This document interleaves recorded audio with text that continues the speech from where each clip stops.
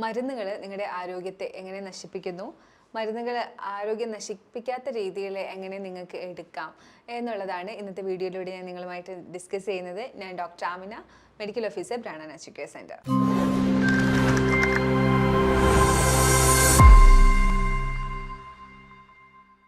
ശരീരത്തിൽ കണ്ടുവരുന്ന നമുക്ക് താങ്ങാൻ പറ്റാത്ത രീതിയിലുള്ള വേദനകളും അസഹനീയമായ ബുദ്ധിമുട്ടുകളും ഒക്കെ മാറാനായിട്ട്, തരണം ചെയ്യാനായിട്ടാണ് മരുന്നുകൾ ഉപയോഗിച്ച് വരുന്നത്. എന്നാൽ ഇന്ന് ആളുകൾ ദൈനംദിനം മരുന്നുകൾ കൂടുതലായി ഉപയോഗിക്കുന്ന ഒരു സാഹചര്യത്തിലാണ് ഒന്ന് വേദന വരാനോ അല്ലെങ്കിൽ ഒരു ചെറിയ ബുദ്ധിമുട്ട് വരാനോ അനുവദിക്കാത്ത രീതിയിൽ മരുന്നുകൾ ഉപയോഗിച്ചു കൊണ്ടിരിക്കുകയാണ്. സാധാരണഗതിയിൽ ഒരു പനി, ജലദോഷമൊക്കെ 6 മാസത്തിലൊരിക്കൽ വന്നു പോകേണ്ടതാണ്. അത്തരം പനി, ജലദോഷം വന്നു പോയാൽ മാത്രമാണ് നമ്മുടെ ശരീരത്തിന് പ്രതിരോധമുണ്ട്, അതിനെ പരിഹരിച്ച് കൊണ്ടുപോകാൻ കഴിയുന്നുണ്ട് എന്ന് മനസ്സിലാവുള്ളൂ. ഞാനീ പറയുന്നത് ജലദോഷ പനിയെക്കുറിച്ചാണ്, വൈറൽ ഫീവറുകളെ കുറിച്ചല്ല. ഇത്തരം ജലദോഷ പനികൾ വരുമ്പോൾ തന്നെ കുട്ടികൾക്ക് പോലും നമ്മൾ മരുന്ന് കൊടുത്ത് അതിനെ അപ്പോൾ തന്നെ മാറ്റുന്ന ഒരു അവസരത്തിൽ നമ്മുടെ പ്രതിരോധത്തെയാണ് നമ്മൾ നശിപ്പിച്ചു കൊണ്ടിരിക്കുന്നത്. എന്നിട്ട് കുഞ്ഞുങ്ങൾ വളർന്നു വരുമ്പോൾ എൻ്റെ കുഞ്ഞിന് പ്രതിരോധമില്ല എന്ന് പരാതി പറഞ്ഞിട്ട് കാര്യമില്ല. ഇന്ന് മുതിർന്നവർക്കും കുട്ടികൾക്കും പ്രതിരോധമില്ലാത്തൊരു അവസരത്തിലൂടെയാണ് നമ്മളെല്ലാവരും കടന്നു പോകുന്നത്. ഇതിന് മെയിനായിട്ട് ഉള്ള റീസൺ ഇത്തരം പ്രവർത്തികൾ തന്നെയാണ്. പനി, ചെറിയ ജലദോഷ പനികൾ വരുമ്പോൾ അപ്പോൾ തന്നെ മരുന്ന് ഉപയോഗിക്കുക, അല്ലെങ്കിൽ ചെറിയ ചെറിയ ബുദ്ധിമുട്ടുകൾ, വേദനകൾ, തലവേദന അല്ലെങ്കിൽ നടുവേദന വരുമ്പോൾ അപ്പോൾ തന്നെ പാരസെറ്റാമോൾ എടുക്കുക, അടിക്കടി കോൺട്രസെപ്റ്റീവ് പിൽസ് ഉപയോഗിക്കുക, പെയിൻ കില്ലേഴ്സ് കൂടുതലായി ഉപയോഗിക്കുക. ഇത്തരം സാഹചര്യത്തിൽ നമ്മുടെ ശരീരത്തിൻ്റെ ആരോഗ്യം നശിച്ചുകൊണ്ട് ഇരിക്കുന്ന ഒരവസ്ഥയാണ്. ശരീരത്തിൽ ഇത്തരം മരുന്നുകളുടെ ഉപയോഗം ആവശ്യമാണ് എന്നുള്ള സാഹചര്യങ്ങൾ വരാറുണ്ട്. ആ സാഹചര്യത്തിനെ കുറിച്ചല്ല ഇവിടെ ഡിസ്കസ് ചെയ്യുന്നത്. അനാവശ്യമായ മരുന്നുകൾ ഉപയോഗിക്കുന്ന സാഹചര്യങ്ങളെ കുറിച്ചാണ്. നമുക്ക് ശരീരത്തിൽ പ്രതിരോധമുണ്ട് എന്നുള്ള സാഹചര്യം, അതായത് പനിയൊക്കെ വന്ന് പ്രതിരോധിക്കുന്നു, ശരീരം തന്നെ പ്രതിരോധിക്കുന്ന അവസരങ്ങൾ, ഇത്തരം അവസരങ്ങൾ കൂടുതലായിട്ടും ശരീരം ശക്തി പ്രാപിച്ചുകൊണ്ടാണ് ഇരിക്കുന്നത്. ഒരു ചെറിയ ജലദോഷ പനി വന്നു, അതിനെ നമ്മുടെ ശരീരം നേരിട്ടു. അടുത്ത ഇതിൽ കൂടിയ ഒരു ജലദോഷ പനി വന്നാലും ശരീരത്തിന് നേരിടാൻ കഴിയും. എന്നാൽ ഒരു പനി വന്നു, ഒരു ജലദോഷ പനി വന്നു, അപ്പോൾ തന്നെ നമ്മൾ പാരസെറ്റാമോൾ അല്ലെങ്കിൽ വേറെ ഏതെങ്കിലും മരുന്ന്, ആൻറ്റിബയോട്ടിക്സ് എടുത്ത് അതിനെ കുറച്ചു കൊണ്ടുവന്നു.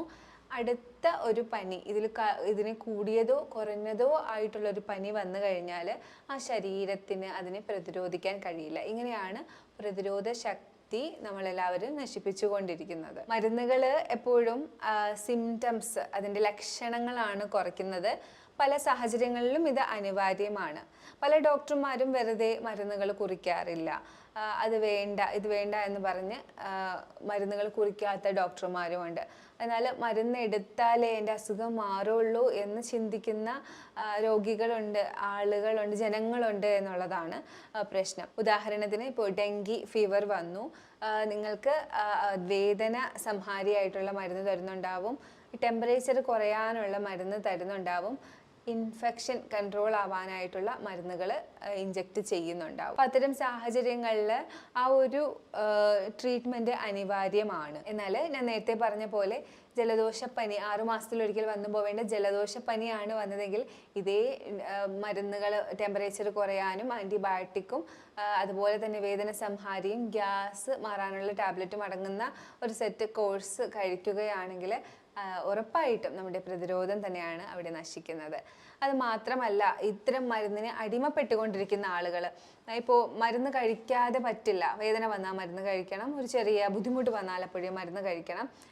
ഒരിക്കലും മരുന്നുകൾ നമ്മുടെ ആമാശയത്തിൻ്റെ ആവരണങ്ങൾക്ക് അനുയോജ്യമായിട്ടുള്ള പദാർത്ഥങ്ങൾ കൊണ്ടല്ല നിർമ്മിച്ചിരിക്കുന്നത്. നമ്മൾ വീട്ടിൽ ഉണ്ടാക്കുന്ന സാധാരണ ഭക്ഷണങ്ങളിൽ പോലും എരിവും പുളിയും അല്ലെങ്കിൽ എന്തെങ്കിലുമൊക്കെ സ്പൈസസ് കൂടുതൽ ആഡ് ചെയ്ത് കഴിഞ്ഞാൽ ഗ്യാസ്ട്രിക് ആവുക, വയറ്റിന് ബുദ്ധിമുട്ടുണ്ടാകുക എന്നുള്ള സാഹചര്യത്തിലാണ് നമ്മളെല്ലാവരും ഉള്ളത്. ആ സാഹചര്യത്തിൽ രാസവസ്തുക്കളായിട്ടുള്ള നമ്മുടെ ആമാശയത്തിൻ്റെ ആവരണങ്ങൾക്ക് ചേരാത്ത രീതിയിലുള്ള മരുന്നുകൾ കൂടുതലായി അനാവശ്യമായി ഉള്ളിലേക്ക് എത്തിക്കൊണ്ടിരിക്കുന്ന സാഹചര്യത്തിൽ ഭക്ഷണങ്ങൾ ഉണ്ടാക്കുന്നതിനേക്കാളും കൂടുതൽ ഡാമേജാണ് ഇത്തരം മരുന്നുകൾ ചെലുത്തുന്നത്. ഇത്തരം മരുന്നുകൾ നമ്മുടെ ആമാശയത്തിൻ്റെ ആവരണങ്ങളിൽ ചെറിയ ചെറിയ മുറിവുകൾ ഉണ്ടാക്കാൻ തുടങ്ങുകയും ക്രമേണ അത് അസിഡിറ്റി ആവുകയും ഗ്യാസ്ട്രൈറ്റിസ് ആവുകയും ക്രമേണ അൾസറായി മാറുകയുമാണ് ചെയ്യുന്നത്. മരുന്നിൻ്റെ ഇത്തരം നിരന്തര ഉപയോഗം ശരീരത്തിലെ ഹെവി മെറ്റൽസ് കൂടാനും അതുപോലെ തന്നെ കെമിക്കൽസ് കൂടാനും കാരണമാകും. അതിനുശേഷം അത് കൂടുതലായി അടിഞ്ഞുകൂടി കിഡ്നിക്ക് അതൊരു ലോഡായി മാറുകയും കിഡ്നി ഫങ്ഷനെ അത് എഫക്റ്റ് ചെയ്യുകയും ചെയ്യും. ഞാൻ നേരത്തെ സൂചിപ്പിച്ചതുപോലെ പെയിൻ കില്ലേഴ്സ്, വേദന സംഹാരികൾ, അതുപോലെ തന്നെ ഗ്യാസ് വരുമ്പോൾ അപ്പോൾ കഴിക്കുന്ന പാൻറ്റി പോലെയുള്ള ഗ്യാസിൻ്റെ ടാബ്ലറ്റ്സ്, പിന്നെ കോൺട്രസെപ്റ്റീവ് പിൽസ് കഴിക്കരുത് എന്നല്ല, അത് അടിക്കടി ഉപയോഗിക്കുന്നവർ ഉണ്ട്. അതുപോലെ തന്നെ പാരസെറ്റാമോൾ, എന്തിനും ഏതിനും നമ്മൾ കഴിച്ചുകൊണ്ടിരിക്കുന്ന പാരസെറ്റാമോൾ, ഇത്തരം മരുന്നുകളാണ് കൂടുതലായും ആളുകൾ അമിതമായിട്ട് ദുരുപയോഗം ചെയ്തുകൊണ്ടിരിക്കുന്നത്.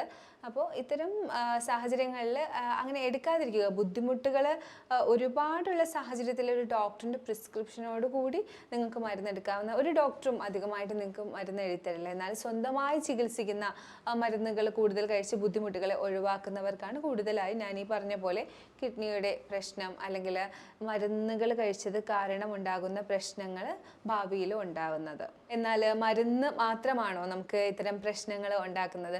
ഒരിക്കലുമല്ല. ഹാബിറ്റുകൾ, മദ്യപാനം, പുകവലി, ജങ്ക് ഫുഡുകൾ കൂടുതലായി ഉപയോഗിക്കുന്നത്, പാക്കറ്റ് ഫുഡുകൾ കൂടുതലായി ഉപയോഗിക്കുന്നത്, നല്ല ഓയിലല്ലാത്ത റിഫൈൻഡ് ഓയിലുകളുടെ അമിതമായ ഉപയോഗം, മാത്രമല്ല റിഫൈൻഡ് ഓയിലുകളിൽ ഉണ്ടാക്കിയ പലഹാരങ്ങളുടെ ഉപയോഗം, നമ്മുടെ ചായക്കടകളിൽ കിട്ടുന്ന പലഹാരങ്ങളുടെ ദൈനംദിന ഉപയോഗം, ഇത്തരം നമ്മുടെ ദൈനംദിന ജീവിത ശൈലി ആണ് മരുന്ന് പോലെ തന്നെ നമുക്ക് നമ്മുടെ ശരീരത്തിന് ദോഷകരമായി ബാധിക്കുന്ന വേറൊരു ഹാബിറ്റ്. അതുപോലെ തന്നെ ഹെർബൽ ടീകളുടെ അമിതമായിട്ടുള്ള ഉപയോഗം, വീഡിയോകളിലൊക്കെ കാണുന്നതും പറഞ്ഞ് കേട്ട് വരുന്നതുമായിട്ടുള്ള പൊടികളൊക്കെ കൂടുതലായി പൊടിച്ച് വെച്ച് അത് ഉപയോഗിക്കുക. ഇത്തരം സാഹചര്യങ്ങളിലും കെമിക്കൽസിൻ്റെ അളവ് ശരീരത്തിൽ കൂടി ടോക്സിക്കേഷൻ ഉണ്ടാവുന്നുണ്ട്. ഇങ്ങനെ ഉണ്ടാകുന്ന ടോക്സിക്കേഷൻസ് മാറാനായിട്ട് ഡീടോക്സിങ് ഡ്രിങ്ക്സ് നിങ്ങൾക്ക് ഉപയോഗിക്കാം. നല്ല രീതിയിൽ ഒരു നാച്ചുറോപ്പതി രീതിയിലുള്ള ഒരു 10 ദിവസത്തെ പ്രകൃതി ജീവനം ഇത്തരം അവസരങ്ങളിൽ ശരീരം മൊത്തത്തിൽ ഡീടോക്സിങ് ചെയ്യുന്നതിന് നിങ്ങളെ സഹായിക്കും. ബ്ലാൻഡ് ആയിട്ടുള്ള പ്ലാന്റ് ബേസ്ഡ് ഡയറ്റ് 10 ദിവസം എടുക്കുന്നതിലൂടെ നിങ്ങൾക്ക് ഹോൾ ബോഡി ക്ലെൻസിങ് നടക്കും. വീട്ടിലാണെങ്കിൽ കൂടുതലായി വെള്ളമൊക്കെ കുടിച്ച് ഡീടോക്സിങ് പ്രോപ്പർട്ടി ഉള്ള ബീട്രൂട്ട് ജ്യൂസ്, ക്രൂസിഫറസ് വെജിറ്റബിൾസ് കൂടുതൽ ഉപയോഗിക്കുക. അതുപോലെ തന്നെ ക്യൂക്കമ്പർ ജ്യൂസ് കൂടുതലായിട്ട് ഉപയോഗിക്കുക. ഒരു 10 ദിവസം ഇത്തരം ഡീടോക്സിങ് പ്രോപ്പർട്ടി ഉള്ള വെള്ളങ്ങൾ, ജ്യൂസുകൾ കുടിച്ചുകൊണ്ട് ഉള്ളൊരു 10 ദിവസം പോവുകയാണെങ്കിൽ നിങ്ങളുടെ ബോഡിയിൽ അടിഞ്ഞുകൂടിയ ഒരുവിധം ഹെവി മെറ്റൽസ്, കെമിക്കൽസ് ഒക്കെ നിങ്ങൾക്ക് പുറന്തള്ളാനായിട്ട് സാധിക്കും. ഗാർലിക്, ഓണിയൻസ്, അതുപോലെ തന്നെ മഞ്ഞൾ, വേപ്പ്, ഇതൊക്കെ ഡീടോക്സിങ് പ്രോപ്പർട്ടി ഉള്ളതാണ്. ഇത്തരം വെള്ളമോ അല്ലെങ്കിൽ ഫുഡിൽ ഉൾപ്പെടുത്തിയോ ഈ ഒരു 10 ദിവസത്തിൽ കഴിക്കുന്നത് വളരെ നല്ലതാണ്. അപ്പോഴും ഞാൻ പറയുന്നു എന്ന് കരുതി എന്നും ഇതെല്ലാം ഉപയോഗിച്ച് ദൈനംദിനം ഉപയോഗിക്കാമെന്നാരും വിചാരിക്കരുത്. എല്ലാ വീഡിയോസിലും ഞാൻ പറയുന്നതാണ്, ഏതൊരു കണ്ടന്റ് നിങ്ങൾ കഴിക്കുന്നുണ്ടെങ്കിലും അതിനൊരു ഷോർട്ട് പീരീഡ് ഉറപ്പായിട്ടും വെക്കുക.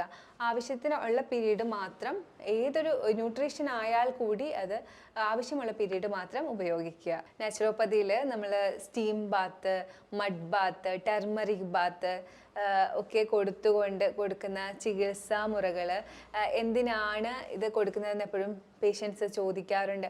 രാവിലെ തുടങ്ങുന്ന ഓയിൽ പുള്ളിങ് അടക്കമുള്ള മൂക്ക്, കണ്ണ് വൃത്തിയാക്കിക്കൊണ്ട് തുടങ്ങുന്ന നമ്മുടെ ട്രീറ്റ്മെൻറ്റ് കണ്ണിൻ്റെയും മൂക്കിൻ്റെയും ഡീടോക്സിഫിക്കേഷൻ തുടങ്ങി, അത് കഴിഞ്ഞ് നമ്മുടെ ഫുഡ്, വളരെ ബ്ലാൻഡ് ആയിട്ടുള്ള ഫുഡ് കുടലിനെയും ആമാശയത്തെയും ദഹന വ്യവസ്ഥയെയും ക്ലീൻ ചെയ്യുന്നു. അതിനുശേഷം എനിമ എടുക്കുമ്പോൾ കോളൻ്റെ അറ്റത്തെ ഭാഗം ക്ലീൻ ആകുന്നു. സ്കിന്നിനാണെങ്കിൽ മഡിൻ്റെ ആപ്ലിക്കേഷൻസ്, ടെർമറിക് ആപ്ലിക്കേഷൻസ് കൊടുക്കുമ്പോൾ സ്കിന്ന് ക്ലീൻ ആകുന്നു. അതുപോലെ തന്നെ ഓരോ പാർട്ടിലേക്ക് ജലചികിത്സയും ആപ്ലിക്കേഷൻസും കൊടുത്ത് പാർട്ടിൻ്റെ ഡീടോക്സിഫിക്കേഷൻ ഇംപ്രൂവ് ചെയ്യുന്നു.